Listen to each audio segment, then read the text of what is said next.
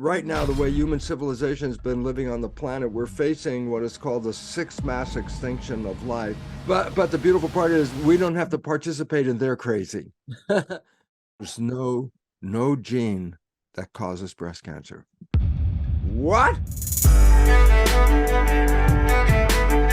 Welcome to The Wellness Way with me, Philly J. Lay, a layperson's guide to your natural health systems, your very own NHS.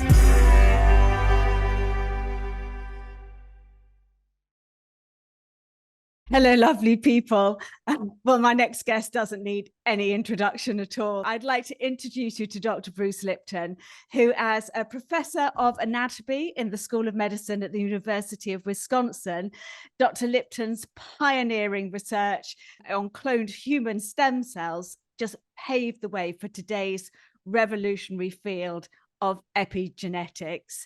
He then went on to the Department of Pathology at Stanford University of Medicine as a research scientist, where his groundbreaking research revealed that the nature of our biochemical pathways by which the mind's receptors actually control our behavior and therefore our genetic activity.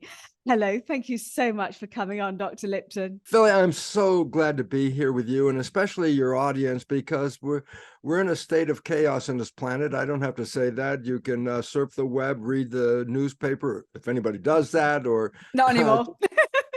look out the window and the world is in a state of chaos. And it's it's actually a necessary step. Because right now, the way human civilization has been living on the planet, we're facing what is called the sixth mass extinction of life, because we're undermining the web of life. We're polluting the water, the air, the soil, removing the stuff from the planet. And at some point, it says to survive, we have to change our behavior. And to change that behavior, we also need to change the culture in which we're living, which is really, so destructive of the world. We have to learn how to live in a different way. Yeah. And so the falling down of the system is a necessary part to build the new system. So first thing is this: the world is crazy. It's okay. But the beautiful part is we don't have to participate in their crazy. At the lecture, you talked very much about your research, where you took a gene and you put the same gene, split it into three peridishes, and one turned into fat, one turned into muscle, one turned into bone. In a world that you were very much being asked to teach that DNA was the absolute crux of what was our health, humanity. So can you just take us back to that period of time? Because you were incredibly revolutionary. It must have been quite shocking for you. It was the most amazing experience because, as you mentioned, I'm teaching medical students the foundation that genes control the character of our life. It's a belief that was referred to in science as genetic determinism. Genes determine the character. And since, as far as we know, we didn't pick the genes we came with, if we don't like the characteristics, we can't change the genes. And then we just add a little thing that says the genes turn on and off by themselves. You put all that together and you realize, oh my God, I'm a victim. We are selecting our genes based on our consciousness. And then I say, well, what about that consciousness? Well, psychologists tell us that over 50%, 60% or so of our conscious pictures are disempowering or self-sabotaging or, some level of not supporting who we are. We don't have pictures of, oh, life is so beautiful. I am so successful. I am so happy. I go, no, most of the pictures are, what's wrong? It's a little scary. How can I protect myself?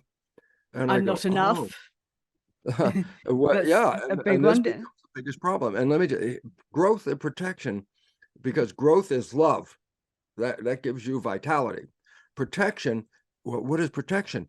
Shut yourself off, wall yourself off from the world. That's protection. I go, wait, growth is open. You want to grow? Take food in, take in love, take things in. Growth is to open and take it in. Protection is to close and protect yourself, wall it off. Well, you can't be in growth and protection at the same time. because they're opposites, growth being open, protection being closed. I go, so what's the relevance of this? That when we have pictures of protection or the need of protection in our mind, we are closing down our biology. We're protecting ourselves. If we could be in a cocoon or in a spore with a wall around us, I'm safe in here. I say, well, you might be safe in there, but you can't survive in there. Why? Because you have to take in nutrients. You have to take in the psychology of being part of the world and being open and being part of something. You can't live closed. And yet most people in this world at this moment, in the fear of the chaos, that the unfolding of their world is falling apart, and they're so afraid, they're closing themselves down. The Jesuits have had knowledge for 400 years. 400 years, they have this knowledge, and they have even told their followers, and the followers never really got what they meant when they said, give me a child until it is 7 and I will show you the man. I said, what the heck does that mean? Well, science has recognized that the first 7 years of a child's life, we're being programmed, because we have to live in a community. We have to live in a world. You have to learn to live in a family. I say, there are rules. My God, 1,000 rules to be a participant in a family and in a community. And I say, how does an infant learn these rules? Well, science has recognized that the first 7 years of a child's life, their brain is in a state of record, like a video recorder. They watch the parents, the siblings, the community. They download the behavior they observe, which would be the rules to live in the family and the community. Now, the unfortunate part is if a parent has a defective behavior and the child observes the parent and downloads that, then the child has defective behavior. That's the story of how the adopted child got the family cancer, because when it came into the family, the behavior was dysfunctional. The child downloaded the dysfunctional behavior and then manifests the cancer. It was the behavior that caused the cancer, not the genes or anything like that. I want to come back for a moment about the sixth extinction, because you Yes. mentioned that right at the beginning of the podcast. And I don't want anybody to be terrified that we're going to be hit by a meteorite or something, but No, we're doing it there, ourselves. yeah. And so there's been so much talk recently about the fact that the world is overpopulated, and that they, that some people might be trying to bring the population levels down.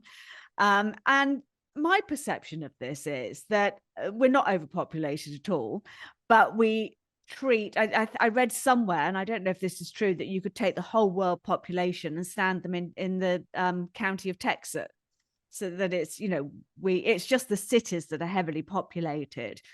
But what is the problem? What are we doing to this planet, Bruce, that could actually set us up for the sixth extinction? Well, it's not what we could, it's what we are doing to set us up, because there have been 5 previous mass extinctions. If we're in number 6 and there were previously 5, those mass extinctions occurred even before humans evolved. There was life on this planet. 5 different times life was thriving, and some cataclysmic event wiped out up to 90% of life. The last one, number 5, was back 66 million years ago. There were no humans here, but there were a lot of dinosaurs and things like that. And a giant comet hit in Mexico, and the comet was so big it upended the web of life around the planet. 75% of life disappeared, boom, including all of the dinosaurs disappeared. And then it started building up again. And now, 66 million years later, we're on the edge of another collapse. But it's not coming from factors outside of human behavior. It's human behavior that is causing our own extinction. We're destroying the environment. We're creating all kinds of mess, whether it's electronic pollution, whether it's air pollution, whether it's the chemistry that they're putting in the ground to grow food, which at some point gets toxic, whether it's what we're throwing into the water, where we have a continent of floating plastic in the water, changing the pH of the water, which is creating a disease situation that could manifest us. The idea is our behavior is undermining the web of life. We're destroying the environment. We're ripping or raping the planet of its resources, ripping it out. I say, you can't keep doing this. We're destroying the ecosystem. I said, we are the ecosystem. If the ecosystem falls, humans cannot live on this planet. For me, there are some very easy, simple solutions that the governments of the world could do. They were facing this evolutionary crisis. Let me give you a fact. NASA research scientists have come to a conclusion that based on the way we're extracting the resources of the planet, and based on the separation of power money, meaning about 1%'s got the money and the other 99% are slaves in the sense that we are there to make money for that 1%, that these issues are so destructive of the world in which we're in that they said, and this is a fact from NASA, that within the next 2 decades, we are facing, and let me emphasize the word, an irreversible collapse of industrial civilization. Irreversible is the word that is very critical because so many people think, oh, we're just going to go back and everything will be normal again. I say it's never going back. We have to move forward into a new world because it's the old world that has precipitated the problem we're in. So why would I go back to that one? And this is the wake-up call. It says we have to let go of the culture of the past so we can thrive with the culture of the future right now. Is 8 billion people too many? As you said, no, we can do 8 billion people on this planet. We just have to stop wasting our planet, wasting it. And we have to get rid of a couple of things like Darwinian theory. Oh my Oh, God. oh, I'm glad you brought that name up because you are so Uh, funny on Darwin. Well, I'll just tell you, the Darwinian theory is one of the biggest problems on the planet because it said that life is based on a struggle, a competition for survival. In competition, the way we use it, there are winners and there are losers. And the fact is, then you can't survive with winners and losers. We all need to be winners. We can't have a battle of winners and losers. So Darwin's theory is based on the individual, the survival of the fittest. What about the others? Well, you know what nobody talks about? The word fit means capable of surviving, just fit. So I said, well, wait a minute. They said survival of the fittest. And I go, well, then they subdivided fit, more fit, fittest. I go, so fit means capable of surviving. So everybody that's fit is capable, but why only survival of the fittest? And the answer was ancient European English understanding of upper class versus lower class. When Darwin wrote this, he was saying that the fittest was the upper class, that it's the survival of the fittest from where evolution is coming from. And I said, well, then what about the fit and the fitter? And they go, oh, that's the feeder layer. We don't need them so much. And they separated the population on this basis. It's completely wrong because, as I said, a garden is cooperation, not competition. And I'm sorry, people in England, you're going to have to hear this, and it's a wake-up call. You ready? Charles Darwin is one of the biggest causes of the problem on this planet today because of the basis of a competition, survival of the fittest without caring about who the unfit are. Yeah, you can have 1 million Africans die of starvation as we're throwing food in the garbage. And everybody goes, oh, that's okay. They're just not fit. That's a problem. I go, no. So you ready? I don't want to irritate all you people in England, but here it is. The correct theory of evolution was 50 years before Darwin from a Frenchman, Jean Baptiste. It's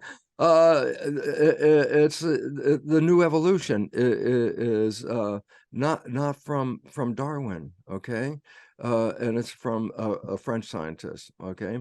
And we're going to see a world change because in that theory of evolution, it recognizes that animals and environment are not out of lockstep, that an animal in the Arctic belongs in the Arctic because it's adjusted to live in the Arctic. An animal in the tropics is adjusted to live in the tropics. And I go, what's the point? Well, Lamarck, let's say the name Lamarck, said there was an interaction between the environment and the organism that accommodates and changes the genetics so that the organism can fit into that particular environment. If you are enjoying my work, please sign up to my webpage, phillyjlay.com, and you will receive my newsletters and an exclusive Walking into Your Future meditation. And if you buy my course, The Wellness Way Faster Class, Your Natural Wellness Journey, you will get 2 amazing free bonus gifts: my Wellness Awakening album and a video on how I make my herbal teas. And for the full, completely uncensored videos of my podcast, you can come and find me on my Rumble channel, where my guests still have freedom of speech. And join me on my Locals community channel, where I will be building my community and starting my weekly Zoom calls for the price of a cup of coffee a month.